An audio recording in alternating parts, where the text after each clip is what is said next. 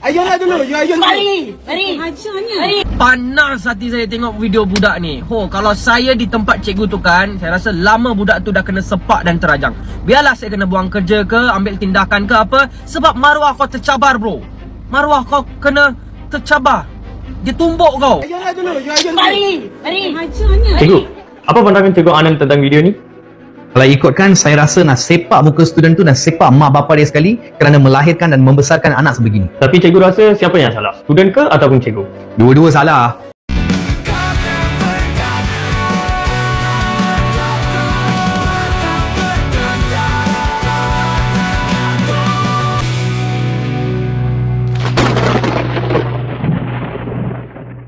Leta, stop panggil aku akak.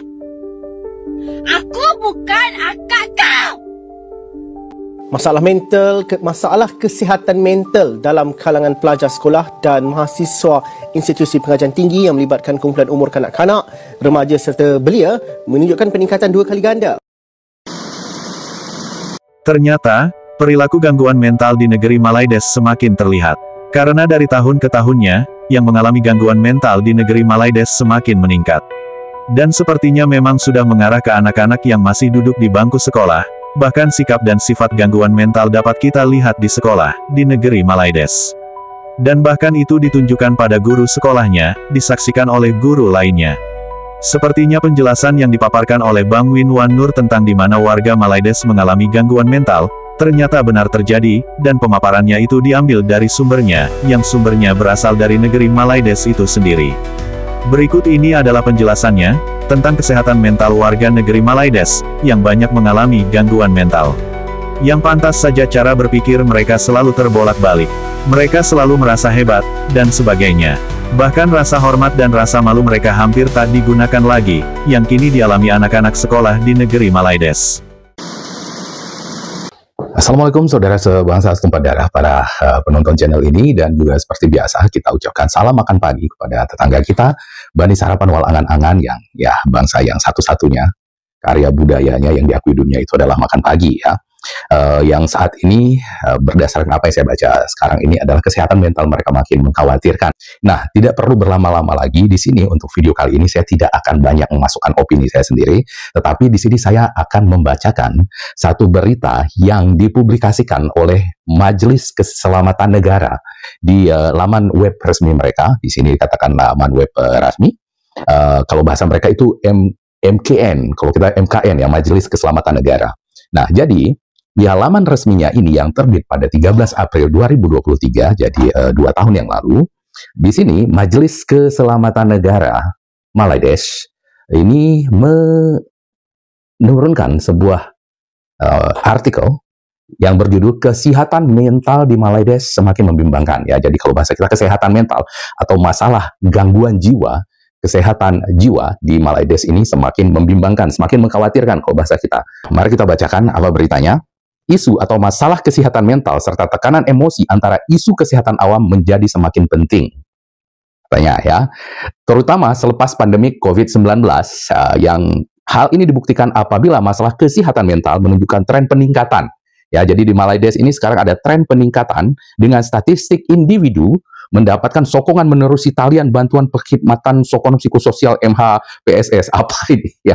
Jadi ini kalau kita lihat ini sepertinya bantuan kesehatan psikososial ya di sana itu, yaitu inisiatif di bawah Pusat Kecemerlangan Kesehatan Mental Kebangsaan Kementerian Kesehatan Malaides KKM. Nah, meningkat 5 kali ganda, katanya 5 kali lipat dibanding tahun 2022. Di tahun 2002 berbanding 2020. Sumbernya ada dari Berita Harian Oktober tanggal 10 Oktober 2022. Jadi mereka meningkat 5 kali lipat. Masalah gangguan kejiwaan ya, atau kesehatan mental kalau kata mereka di Malaides ini. Itu bukan saya yang katakan, tetapi Majelis Keselamatan Negara. Terus, di samping itu, statistik tinjauan kebangsaan kesehatan morbidity, entah apa ini, 2015 mendedahkan 1/3, ini 2015 yang dulu di hasil penelitian dari Prudensial itu, 1/3 rakyat Malaysia atau Malaides berumur 16 tahun ke atas berdepan masalah mental. Jadi itu tahun 2015 yang pernah saya kutip itu di penelitian dari Prudensial, ini dikutip kembali oleh Majelis Keselamatan Negara bahwa 1 di antara 3 orang dewasa di Malaides itu mengalami gangguan jiwa ya. KKM telah merekodkan sebanyak 2/3% orang dewasa dan 9,5% kanak-kanak berusia 10-15 tahun mengalami masalah mental. Jadi di sana ditambah lagi sekarang ini ya, tahun 2019 itu KKM-nya mencatatkan bahwa 2,3% orang dewasa dan 9,50% anak-anak berusia 10-15 tahun di sana itu mengalami masalah mental, masalah kejiwaan ya. Dan KKM ini menunjukkan peratusan tersebut dijangka akan terus meningkat, jadi terus meningkat. Nah, jadi bagi kita orang-orang yang waras di Indonesia, yang orang-orang yang menurut penelitian dari Oxford kita itu paling santai, paling bahagia gitu, ini bisa dilihat sebenarnya ya fenomena seperti ini yang belakangan ini kita lihat bagaimana banyaknya orang kalap di Malaides itu ketika kita menyampaikan realitas mereka, kita yang dimaki-maki dan kemudian kita dikatakan memalukan negara gitu ya. Mereka itu sampai menggunakan akun bodong untuk mengaku-ngaku Indonesia dan itu dipercaya oleh orang-orang Malaides. Inilah penjelasannya ya. 1 dari 3 orang Malaides ini mengalami gangguan jiwa, dan ya yang seperti itu kan hanya bisa dilakukan oleh orang yang mengalami gangguan jiwa ya, bukan orang yang normal. Dan ini penjelasan seperti ini bukan dari kita tetapi dari mereka sendiri. Dan bukan hanya itu, di sini kita lanjutkan ya. Permasalahan kesehatan mental di Malaides turut dikaitkan dengan tingkah laku bunuh diri di mana terdapat 1142 case dilaporkan pada tahun 2021 dan 631 case di 2020. Jumlah case bagi tahun 2021 menunjukkan peningkatan ketara yaitu sebanyak 81%. Jadi 81% peningkatan bunuh diri di sana ya berbanding tahun 2020. Sumber Berita Harian Oktober 10 2022. Nah, tingkah laku bunuh diri ini menunjukkan kadar membimbangkan. Artinya membimbangkan bagi mereka itu mengkhawatirkan ya. Dan kita belum pasti ke perangkaannya tahun 2022. Nah, 2022 mereka belum tahu. Sekarang 2025 bagaimana ya. Lebih dari itu, masalah kesehatan mental ini turut menular kepada golongan kanak-kanak. Jadi sekarang juga bukan cuma orang dewasa yang di sana itu yang mulai sakit jiwa atau bahasa awamnya itu gila di Malaides ini. Seorang daripada 20 orang kanak-kanak berusia 5 hingga 9 tahun di Malaides kini mengalami gangguan mental. Bayangin ya. 1 dari 20 anak di Malaides itu mengalami gangguan mental. Ini masa depannya Malaides. Kita bisa lihat ya. 5-9 tahun itu 1 di antara 20 anak di 19 tahun nih dijajarin. Jadi dalam satu kelas, kalau dalam satu kelas itu ada 30 orang anak, 1,5. Kalau 20 orang anak di tiap sekolah Malaides ini, satunya itu sakit jiwa ya. Atau dan ini bukan saya yang bilang, ini Majelis Keselamatan Negara mereka ya. Jadi seperti itu kondisinya di Malaides sekarang. Nah, kini KKM telah merekodkan 424.000 kanak-kanak di Malaides disahkan mengalami masalah mental. Jadi 424.000 anak-anak di Malaides itu sekarang kena gangguan jiwa ya. Ya bahasa awamnya sekali lagi gila. UNICEF turut merekodkan 12,3% remaja 10 sampai 17 tahun yang mendiami proyek perumahan rakyat di Lembah Kelang mengalami masalah kesehatan mental dan cenderung membunuh diri. Nah, 12,3% dari 10 sampai 17 tahun umur 10 sampai 17 tahun itu di proyek perumahan rakyat mereka ya PPR di Lembah Kelang itu mengalami kesehatan mental dan cenderung untuk bunuh diri gitu. Jadi itu juga mengalami gangguan jiwa dan cenderung bunuh diri. Sumbernya lagi-lagi ini Harian Metro ya Maret 2023. Gitu. Nah, 18 Juni 2022 Setiausaha Agung PBB, Setiausaha ini mungkin Sekjen ya, Sekjen PBB Antonio Guterres menyatakan hampir 1 bilion penduduk dunia mengalami masalah mental. Oke, itu dunia lah. Ini kita fokus ke Malaidesnya. Natijahnya, nggak tahu itu kita bahasanya apa natijahnya itu, tapi artinya isu kesehatan mental menjadi antara punca utama menjelaskan kesejahteraan fisikal dan sosial seorang individu. Nah, soal kaitan dari tekanan ekonomi dan dengan kesehatan mental ini dan meningkatkan tingginya angka bunuh diri di Malaides ini juga pernah dibahas oleh Sinar Daily ya, Sinar Daily, dan ini berbahasa Inggris, biasanya nggak dibaca oleh tipe MIQ 15 ringgit. Di situ dijelaskan bahwa tekanan ekonomi, di situ menjelaskan tentang bagaimana pengurangan subsidi dari pemerintah Malaides ini semakin membuat itu rakyatnya itu mengalami gangguan jiwa gitu ya, tambahan tekanan ini gitu. Dan sepertinya memang ketika mereka mengata-ngatai kita miskin dan dari komentar-komentarnya yang memaki-maki kita di video-video saya itu adalah pelepasan ya, pelepasan dari emosi mereka ya, mereka itu karena mengalami gangguan jiwa tadi dari tekanan ekonominya mereka itu dilampiaskan ke kita, dengan begitu mereka merasa lebih lega. Bukan itu saja katanya, isu kesehatan mental dan tekanan emosi dalam kalangan rakyat perlu dipandang serius. Jadi mereka itu melepaskan emosinya itu ke kita, mengatai kita itu IQ 78 lah, mengatai kita itu miskin, bibi, bancu semen. Ternyata itu adalah refleksi dari masalah mereka sendiri. Penjelasan dari Majelis Keselamatan Negara mereka ini sendiri seharusnya menjadi alasan yang lebih kuat bagi kita untuk tidak bekerja ke sana ya, karena di sana dipenuhi dengan orang-orang yang mengalami gangguan jiwa. Demikian video kali ini dari saya. Assalamualaikum warahmatullahi wabarakatuh dan Seperti itulah penjelasan dari Bang Winwan Nur tentang kesehatan mental masyarakat negeri Malaides, yang kini menyasar ke anak-anak sekolah di negeri Malaides. Dan inilah buktinya, kalau kesehatan anak-anak sekolah di negeri Malaides sangat memprihatinkan dan sangat mengkhawatirkan. Naman. Mari. Ayunlah dulu, ayun. Mari. Naman. Tolong panggil Cikgu Ustaz Aziz dengan pergi panggil Ustaz Aziz dengan Cikgu Dewi sekarang. Biki. Lawan lagi. Ayo lagi. Baik. Tengah. Aku tunggu ni. Macam betul lah kau. Baik. Lain. Ayunlah dulu, ayun. Mari. Panas hati saya tengok video budak ni. Kalau saya di tempat cikgu tu kan, saya rasa lama budak tu dah kena sepak dan terajang. Biarlah saya kena buang kerja ke, ambil tindakan ke apa, sebab maruah kau tercabar bro. Maruah kau kena tercabar. Dia tumbuk kau. Dan end of the day, siapa yang salah? Cikgu yang salah. Semua benda cikgu yang salah. Sekolah yang salah. Anak tuan dan puan tumbuk cikgu, masih lagi cikgu yang salah lah. Disiplin ni bukan bermula dari sekolah tau. Dia bermula dari rumah lagi. Kalau ibu bapa tak mendidik, tak melentur, janganlah expect kami pula yang melentur anak tuan dan puan dekat sekolah.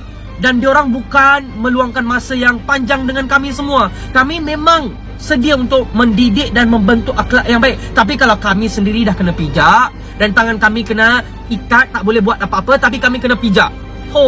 Apa kami patut buat ya? Saya tak cakap kenapa kami tak ada kuasa. Itu not my intention.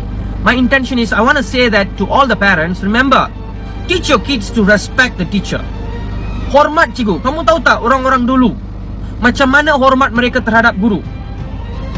Tengok dulu. Tanya ibu bapa kamu. Anak-anak murid generasi sekarang, kau tanya mak bapak kau macam mana dia orang takut dan hormat kepada seorang guru. Kau belajarlah daripada mak bapak kau tu. Nasib zaman sekarang, cikgu-cikgu sekarang semua baik-baik, yang memang betul-betul dengar, biarkan masalah tu tak besar. Kalau dulu kau cuba bayangkan macam mana cikgu tu. Kau tanyalah mak bapak kau. Kalau kamu nak ilmu tu berkat, hormatlah cikgu depan mata kamu. Tak kisahlah dia tu bangsa apa, dia tu umur dia berapa. Kalau dia dah cikgu kau, hormat cikgu kau bro. Kalau dia dah cikgu kau, hormat dia. Itu permintaan saya sebagai seorang guru. Ibu bapa tak nak ajar anak kamu untuk menghormati seseorang, jangan sampai polis yang ajar anak kamu. Saya rasa nak sepak muka student tu, nak sepak mak bapa dia sekali kerana melahirkan dan membesarkan anak sebegini. Ayunlah dulu, ayun. Mari. Cikgu, apa pandangan Cikgu Anand tentang video ni? Kalau ikutkan, saya rasa nak sepak muka student tu, nak sepak mak bapa dia sekali kerana melahirkan dan membesarkan anak sebegini. Tapi cikgu rasa siapa yang salah? Student ke ataupun cikgu? Dua-dua salah. Tapi saya sebagai seorang guru, saya dapat lihat kesalahan guru tersebut, kesalahan cikgu tersebut lebih besar. Kerana negara Malaysia ada protokol, ada undang-undang, dan di sekolah kita ada peraturan. Apabila seseorang murid melakukan kesalahan, seorang guru haruslah melaporkan kejadian itu kepada guru disiplin. Maka guru disiplinlah yang harus mengambil tindakan yang sewajarnya, sama ada menghantarkan murid itu ke perkhidmatan kaunseling, ataupun memberikan hukuman rotan, ataupun memanggil ibu bapa ke sekolah, ataupun menggantung persekolahan, ataupun buang sekolah. Itu ialah keputusan yang harus diambil oleh guru disiplin. Sebagai seorang guru, kita tidak boleh menggunakan kekerasan terhadap seorang student walaupun student itu buat kesalahan. Dalam video itu saya nampak cikgu tu dia pegang baju student itu, dan student tu dia bawa baru berumur 13-14 tahun. Maka itu dah salah. Maka kita sebagai seorang guru, kita haruslah menghadapi apa jua situasi sebegini dengan tenang. Janganlah kita mengikut emosi. Kita haruslah menggunakan pemikiran secara rasional, dan kita haruslah bertindak secara profesional. Kerana tindakan sebegini boleh menjejaskan masa hadapan kita. Dan saya juga rasa apa yang budak tu buat, apa yang student tu buat memang salah, memang kurang ajar. Kalau ikutkan, saya pun rasa sangat marah. Tapi kalau kita bertindak mengikut emosi, contoh kita tumbuk budak tu ke, kita sepak dia ke, kita cekik dia ke, perkara tu boleh menjejaskan reputasi kita dan boleh menyebabkan kita menghadapi masalah yang lebih besar. Alright? Kalau kita buat sesuatu dan student tu cedera dan student tu meninggal dunia, okey? Nanti jadi masalah yang lebih besar pula. Maka kita janganlah bertindak mengikut emosi. Apa jua masalah di sekolah, kita haruslah menghadapi situasi itu dengan tenang dan kita handle dengan cara yang profesional. Itu saja. Sekian. Hai, Assalamualaikum. Dah tengok dah video tadi. Budak tingkatan 2 umur 14 tahun lepaskan satu penumbuk pada muka cikgu. Okey, bab tu pihak PDRM, pihak PPD, ibu bapa, guru-guru yang terlibat semua dah settle lah. Kan? Cuma sekarang ni aku nak tunggu netizen daripada Buku Biru. Alah, Buku Biru. Nanti diorang keluarlah kenyataan. Takkanlah budak tu tiba-tiba nak tumbuk kalau cikgu tu tak buat apa-apa.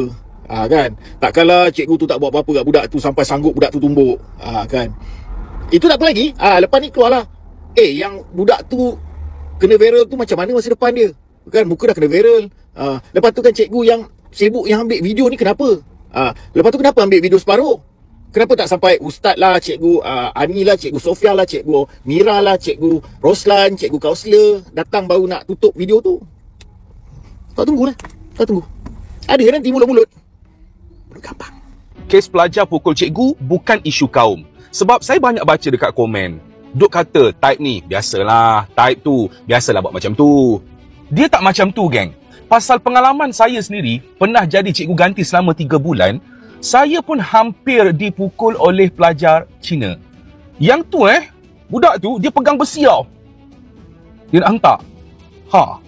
Lepas tu pula, waktu saya sekolah daripada tingkatan 1 sampai tingkatan 5, ada juga pelajar Melayu yang pukul cikgu. So, benda ni bukan isu kaum. Mungkin salah didikan mak ayah.